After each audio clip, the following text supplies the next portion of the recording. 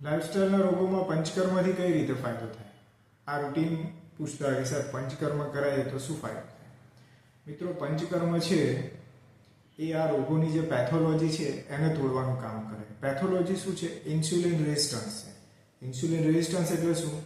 કે સેલની અંદર ગ્લુકોઝ છે, જુઓ સેલ છે, ગ્લુકોઝ છે અને ઇન્સ્યુલિન છે.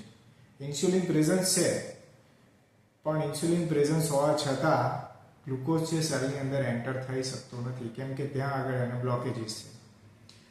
આપણી જે ટ્રીટમેન્ટ છે, આપણો જે ડાયટ, લાઇફસ્ટાઇલ અને પંચકર્મની ટ્રીટમેન્ટ છે, આ રેઝિસ્ટન્સ તોડવાનું કામ કરે. એટલે ઇન્સ્યુલિનના માધ્યમથી ગ્લુકોઝ છે સેલની અંદર અપટેક થઈ શકે તો આખી પેથોલોજી તૂટે. આ પેથોલોજી ના તૂટે તો મેટાબોલિક સિન્ડ્રોમ ડેવલપ થાય, જેની અંદર વજન વધવાની સાથે સુગર પણ વધે, વજન અને સુગરની સાથે ફેટી લીવર થાય, કોલેસ્ટ્રોલ અને ટ્રાઇગ્લિસરાઇડ બગડે અને ગ્રેજ્યુઅલી બીપી પણ વધે.